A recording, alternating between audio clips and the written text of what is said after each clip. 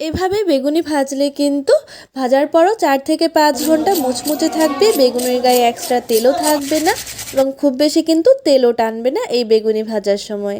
তাহলে চলো চটজলদি এই রেসিপিটি দেখে নিই। সবার প্রথমে আমি এখানে চায়ের কাপে মেপে 1 কাপ মতো বেসন নিয়ে নিয়েছি।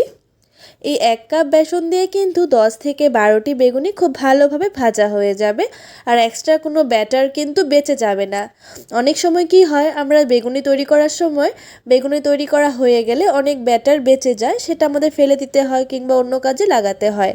কিন্তু এইভাবে তোমরা মেপে তৈরি করলে কিন্তু একটুখানিও ব্যাটার ফেলা যাবে না। এই 1 কাপ বেসনের মধ্যে আমি দিয়ে দিচ্ছি 4 টেবিল চামচ মতো চালের গুঁড়ো। আর চালের গুঁড়োটা কিন্তু দেখো খুব বেশি কিন্তু মিহি নয়, হালকা একটু দানা দানা রয়েছে। যদি তোমরা এই চালের গুঁড়োটা এভাবে দাও তাহলে কিন্তু এই বেগুনিগুলো ভাজার পরেও কিন্তু অনেকক্ষণ মুচমুচে থাকবে। পারফেক্ট বেগুনি খেতে চাইলে কিন্তু ব্যাটারটা পারফেক্টলি হওয়া দরকার, না হলে কিন্তু বেগুনিগুলো পারফেক্ট হয় না। তাই ব্যাটারটা কিন্তু অবশ্যই খুব মনোযোগ সহকারে দেখবে কিভাবে তৈরি করতে হয়। তারপর এর মধ্যে আমি দিয়ে দিলাম স্বাদ অনুযায়ী নুন। ঝালের জন্য আমি এখানে দিয়ে দিচ্ছি 1/2 টেবিল চামচ মতো লঙ্কা গুঁড়ো। এতে একটু ঝালঝালও লাগবে আর কালারটাও কিন্তু খুব ভালো আসবে। তথাপিও এটা অপশনাল, যদি তোমরা লঙ্কা গুঁড়োটা অ্যাভয়েড করো তাহলে করতে পারো। তারপর এর মধ্যে দিয়ে দিচ্ছি 1/2 টেবিল চামচ মতো জিরে গুঁড়ো, দিয়ে দেব 1/2 টেবিল চামচ মতো ধনে গুঁড়ো। বেগুনির টেস্টটা আরও ভালো আনতে এর মধ্যে দিয়ে দেব 1 টেবিল চামচ মতো চিনি। তোমরা চাইলে কিন্তু এখানে আদা বাটাটাও দিতে পারো যদি তোমাদের আদার ফ্লেভারটা ভালো লাগে। অবশেষে এর মধ্যে দিয়ে দেব খুবই সামান্য পরিমাণে একটু বেকিং সোডা। তোমরা যদি কেউ বেকিং পাউডার ব্যবহার করতে চাও এর মধ্যে, তাহলে কিন্তু অনায়াসে এখানে 1/2 টেবিল চামচ মতো বেকিং পাউডার ব্যবহার করতে পারো। বেকিং সোডাটাও অপশনাল, কিন্তু দিলে এর টেস্ট এবং ফ্লেভার দুটোই কিন্তু ভীষণ ভালো আসে। এবার হালকা হাতে সব উপকরণগুলোকে মিশিয়ে নেব, শুকনো উপকরণগুলোকে। বন্ধুরা, তোমাদের সম্পূর্ণ ভিডিওটি দেখার পর যদি ভিডিওটি ভালো লেগে থাকে তাহলে অবশ্যই আমার চ্যানেলটিকে সাবস্ক্রাইব করে ভিডিওটিতে একটি লাইক করে দিও আর পাশে থাকা বেল আইকনটিতে প্রেস করে দিও। শুকনো উপকরণগুলো মেশাতে কিন্তু খুবই কম সময় লাগে। দেখো খুব ভালোভাবে মেশানো হয়ে গেছে। সব উপকরণগুলো ভালোভাবে মিশিয়ে নেবার পর এবার আমাদের প্রধান উপকরণের পালা, সেটা হলো জল। জলটা যদি ঠিকঠাকভাবে পরিমাণ মতো না দেওয়া হয় তাহলে কিন্তু বেগুনি কখনোই পারফেক্ট হবে না। আমি যে কাপ দিয়ে বেসন নিয়েছিলাম সেই কাপ দিয়ে 1 কাপ জল নিয়েছি। এবার অল্প অল্প করে জল দিয়ে এর একটা ব্যাটার আমরা তৈরি করে নেব। প্রথম কিন্তু অল্প অল্প করে জলটা দিবে। একসাথে অনেকগুলো জল পড়ে গেলে কিন্তু ব্যাটারটা খুব বেশি পাতলা হয়ে যাবে, সেক্ষেত্রে আরও পরে কিছুটা বেসন মেশাতে হবে। তাই অল্প অল্প করে জল দিয়ে বেসনটা তৈরি করলে কিন্তু ব্যাটারটা পাতলা হয়ে যাওয়ার সম্ভাবনা থাকে না। আমার এই ব্যাটারটা রেডি করতে কিন্তু 1 কাপের থেকে একটু বেশি জল লেগেছে, প্রায় 1.5 কাপের থেকে কম, 1 কাপের থেকে একটু বেশি জল লেগেছে। আর ব্যাটারটাকে কিন্তু বেশ কিছুক্ষণ ফেটিয়ে নিতে হবে। দেখো ফেটাতে ফেটাতে কিন্তু ব্যাটারের কালারটাই একটু চেঞ্জ হয়ে গেছে আর অনেকটাই কিন্তু স্মুথ হয়ে গেছে। যত বেশি ব্যাটারটা ফেটানো যাবে ততই কিন্তু বেগুনিগুলো ফুলকো ফুলকো তৈরি হবে। তো তারপর বেগুনের ব্যাটারটা ঠিকঠাকভাবে তৈরি হয়েছে কি না সেটা চেক করার জন্য একটা আঙ্গুল এভাবে ব্যাটারের মধ্যে ডুবিয়ে নেব। আঙ্গুলটা ব্যাটারের থেকে বের করার পরও যদি ব্যাটারটা একদম পুরো আঙ্গুলের গায়ে ভালোভাবে লেগে থাকে, দেখো আঙ্গুলটা কিন্তু দেখা যাচ্ছে না, এভাবে কিন্তু ব্যাটারটা লেগে থাকতে হবে আঙ্গুলের গায়ে।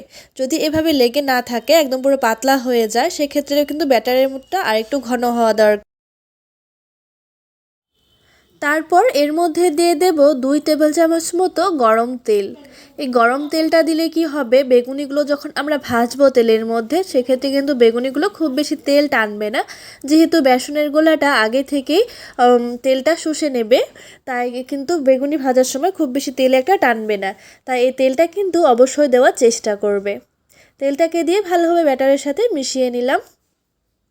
ব্যাটারটা আমাদের পুরোপুরি রেডি। এবার আমরা 10 মিনিটের জন্য এই ব্যাটারটাকে এভাবেই রেখে দেব।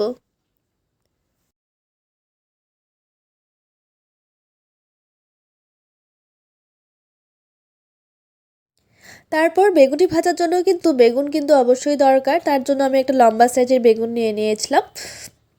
যেহেতু আমি লম্বা করেই তৈরি করব বেগুনটা, বেগুনের এই যে সাইডের অংশটা থাকে খোসার দিকটা একটু কেটে নেব। কেটে তো পাতলা পাতলা স্লাইস করে আমরা বেগুনটাকে কেটে নেব। খুব বেশি পাতলাও করব না, খুব বেশি পাতলা করলে কিন্তু বেগুনের যে টেস্টটা থাকে সেটা পাওয়া যায় না, আর খুব বেশি মোটা করলেও অনেকটা বেশি তেল শুষে নেয় বেগুনে। তাই একদম খুব বেশি পাতলাও না আবার খুব বেশি মোটাও না, এমন সাইজ করে কিন্তু করে নিতে হবে ঠিক এভাবে।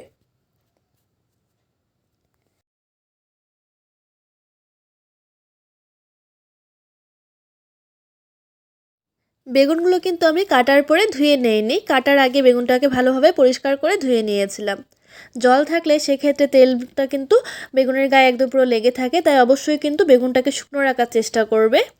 তারপর বেগুনের গায়ে দিয়ে দেবো সামান্য পরিমাণে একটু লাল লঙ্কার গুঁড়া আর দিয়ে দেবো সামান্য পরিমাণে একটু নুন, যাতে করে বেগুনগুলো যখন মুখে পড়বে তখন বেগুনের টেস্টটাও যেন ভীষণ ভালো আসে। এবার এই নুন আর লঙ্কা গুঁড়োটা বেশ ভালো করে বেগুনের গায়ে হাত দিয়ে মেখে দেবো।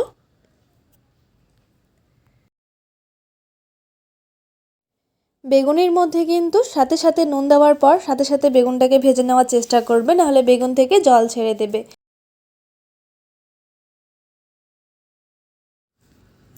এবার বেগুনের মধ্যে ব্যাটারটা কিন্তু বেশ ভালো করে লাগিয়ে দিতে হবে।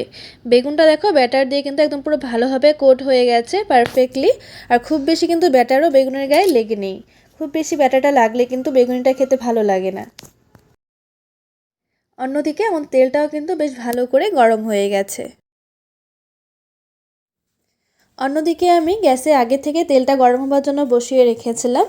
তেলটাকে কিন্তু প্রথম অবস্থায় খুব ভালো করে হাই হিটে গরম করে নিতে হবে। হাই হিটে তেলটাকে গরম করে নেবার পর বেগুনটাকে বেসনের মধ্যে দিয়ে ব্যাটারটা ভালো করে লাগিয়ে তেলের মধ্যে দিয়ে দেব। তেলের মধ্যে দেওয়ার পর তারপর আমরা গ্যাসের ফ্লেমটা লো টু মিডিয়াম করে দেব। লো টু মিডিয়াম ফ্লেমে কিন্তু বেশ কিছুক্ষণ ভালোভাবে ভেজে নিতে হবে।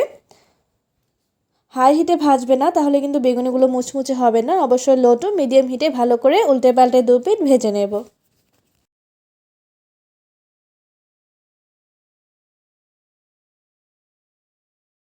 দু পিঠে দেখো আমি কিন্তু বেশ লাল করে ভেজে নিয়েছি।